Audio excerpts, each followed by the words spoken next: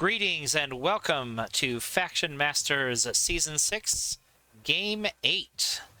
This will be played between the Vanguard, controlled by Orange Lazarus, and the Forged, controlled by xKINGx. And I am joined for commentary on this game by our Vanguard player, Orange Lazarus. Thank you for coming to be with us. Yeah, thanks for having me. Good to join back again this season. Yeah. This is a matchup that I think maybe people haven't seen a lot of. What's your take? Who do you think has the advantage here? Yeah, I think the Forged has the advantage. If I'm honest, I haven't played this matchup a whole lot myself. Actually, I typically don't play the Vanguards a lot. I was just enjoying them last season after taking a break from them. So, yeah, I don't. I think my thoughts on this matchup are the two ways I can win are if I build up a bunch of magic and find myself in a place where I can use Renewed Hope to surround or get some knights up against the Inventor to really restrict his movement. Or the other way is if I try and get myself into a position where I can bring I can get him to set up a formation and then use gates and some knights to allow Sarah to take advantage of her ability and get an economical advantage. So either way, my hope is that I can bring him a little closer to me, and because I don't have a lot of range to deal with him if he plays a lot more defensively. So that's my thought is try and start building some resources and bring him to my side of the board. So that's kind of where my head was at when we started the game. Okay. Well, I think most of the Forged players that I've seen, they do usually tend to push forward and press on the opponent, especially in order to use this Forged in Flames ability. If your Inventor is just kind of hanging around in the back, you're not getting to use his abilities very much. So let's get started here and see what we get. Forged will go first. Drop a coolant upgrade on that first Ember Cog. The nice thing about the coolant upgrade is it also protects your units from the engage ability on the Guardian Knights. So it's not just protecting them from their own movement. The Mag Cog being withdrawn very defensively here. Right. So I was a little worried he was actually going to try and sit back. So my hand actually started with two Holy Judgments. So I actually thought I don't want to sit on both of them. I really hate to discard them. So I'll throw some units at him. I think I had like a 66% chance to destroy 2/3 to destroy the Ember Cog. Didn't quite get it, but I thought, hey, that's a scenario where I think he's going to want to come toward me a little bit, and I'm actually okay if he comes and knocks out one of those units, so I can start using Sarah's ability. Yeah, bad to clog up your hand with two Holy Judgments. You can see we're getting some units laid down, and King also has Helmaw, had it in his starting hand. We'll see if he decides to keep holding on to it here, or if it does get built. Using the Mag Cogs to start a little chip damage on Sarah here. Yep. You got those Mad Cogs out early and actually cleared my units, but I was still okay. I figured this might happen, but at least now I thought, okay, I can take a shot or two with Sarah, use this archer to start building up some magic, and start establishing a position on my side.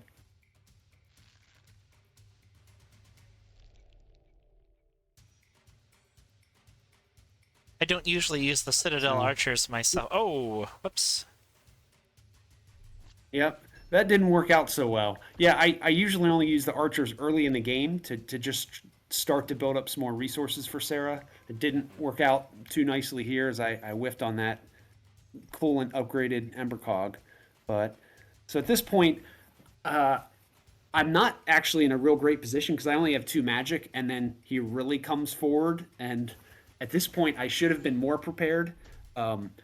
I wasn't panicking, but he made a nice move here forward, put down some sentry cogs, and put a little more pressure on me than I was hoping.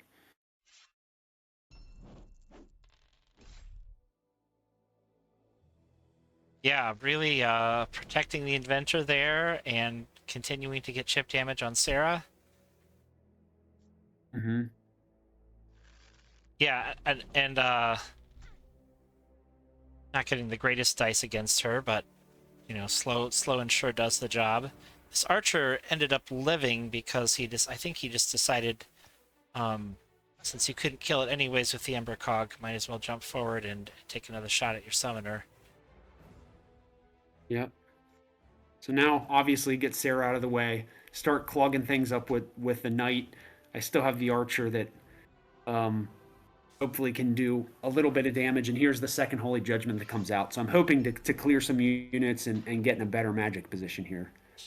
But again, not such a great roll there. I was really hoping to make good use of this Holy Judgment turn, and the 1 for 3 was not what I was looking for. Disappointing. These things have a way of Yeah. evening out But though over the match. Yeah. absolutely. Yeah, this match is far from over, and both sides we both had our share of disappointing dice.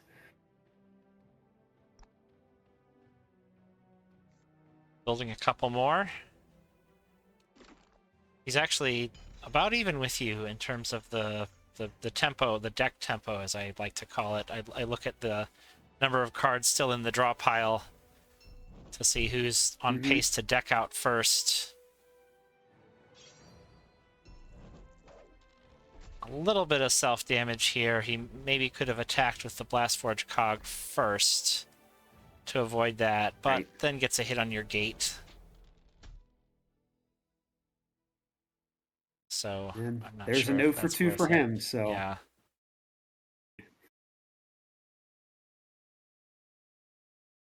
I think this is when I drew into my first renewed hope, if I'm not mistaken. Yep. So it was a time where I thought, okay, I want to take a moment to get Sarah in a position, you know, get some more, um, use this to again get some knights to really get in the face and not allow him to sneak any units in diagonally. Hopefully, clear out some of the units he's got there, because I still had the Holy Judgment, so I'm hoping I Right? could clear out the Sentry Cog and the. But again, didn't quite do it. But at least I'm feeling good about, okay, I've got a pretty good barrier for Sarah there, um, and I still have one renewed hope left, and I really want to get control of that place where that sentry cog is. But This I one didn't right kill here. it, so that's something I'm eyeing for the future turn, because if he has control of that spot, that's going to be um, more of a challenge for me. Yeah, this horizontal line is going to be pretty tough for him to get through. And something else I've noticed with the sentry cogs, they're not quite so useful against Guardian Knights and just factions that have commons with large life totals. That one auto damage just doesn't quite do as much as opposed to somebody Right. like the Storm Goblins or Cave Goblins, for whom those sentry cogs can be a huge problem. Oh, get to see a heal. Yeah. I was just saying, don't miss it. You might see a rare occurrence of a mass heal, but again, I don't have. I was like, I can actually bring back 5 health, and I was in a position where, hey, maybe it makes sense to keep those knights, since they're taking those chip damage from the sentry cogs at pretty good health.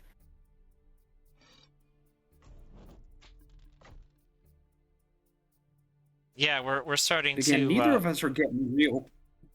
go ahead. I was gonna say neither of us are getting really large attacks at this point. We're just kind of trading some, a couple attacks a turn, but no real splash attacks yet.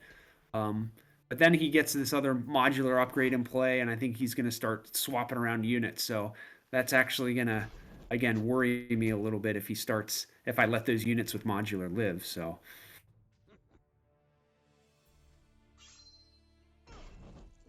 Yeah, I think he can swap once more with the mag cog if he wants to.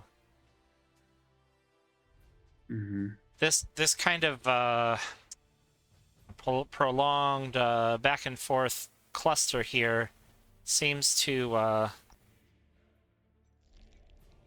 favor the Vanguards, I think, with their higher health totals and healing abilities. I'm just going to back up just a minute here because I think it was a really clever kind of play that King did. Withdrawing the mag cog to protect it, but also the sentry cog is actually preventing you from pushing your 1 health knight forward, I guess, unless you had another mass heal. Mm-hmm. Right. I agree. I thought that was a clever play, and it kind of was what I needed to say, okay, I'm going to turn this into my last renewed hope turn and really see if I can put pressure on the inventor to make it so he's not so comfortable. So I really wanted to take control of positioning here. So that was the idea with this renewed hope turn.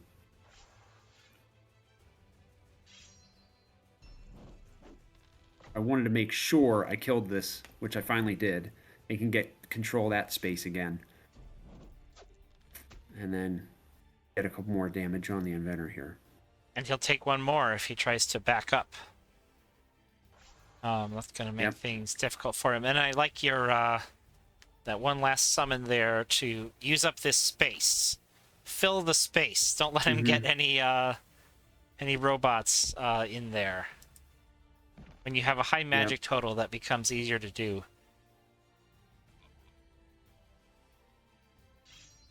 Looks like he's going to stand and fight it out.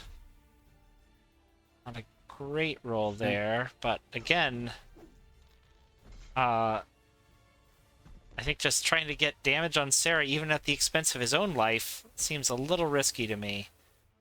But perhaps he's at the point where he thinks I need to start getting damage on Sarah before this window closes. It's got to be frustrating to see, from the perspective of our Forged player, to see all of these low life units that you've just retreated. This is like magic that he can't get to now because it's not accessible. Right. And because his inventor's low in health, he had to play that barricade, but now his movement's really restricted. So in this turn, I don't actually want to kill. I don't want to destroy any of his structures. I want to damage him a little bit, but I think I don't even use all my attacks because he doesn't have a lot of great mobility here. At least that was my thought. Yeah, I see there, foregoing the 3rd attack. That can be a frustration, sure, for the Forged. Sometimes you get blocked in by your own units. He might even, just destroy his own gate here to do some damage to you and open up a path for his mag cogs to come in and attack. Yeah, I thought this was a good move by him.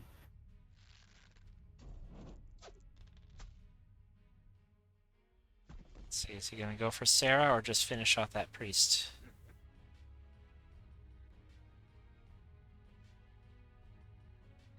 Just finish off the priest for now. Opening up a little lane here. Oh, or not finish off the priest as it happens.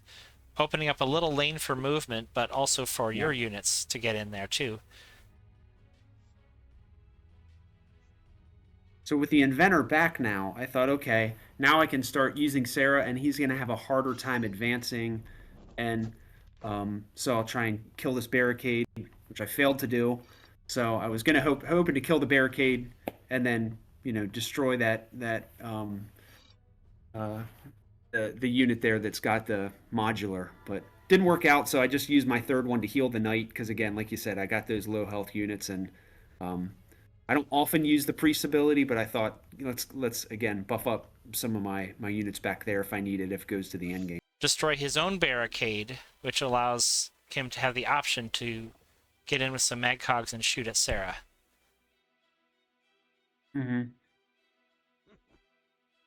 First the swap. Yeah, pretty good idea. He's got the workshop placed nicely. Not getting the dice on that one. But that's a rough roll. Yeah, it is.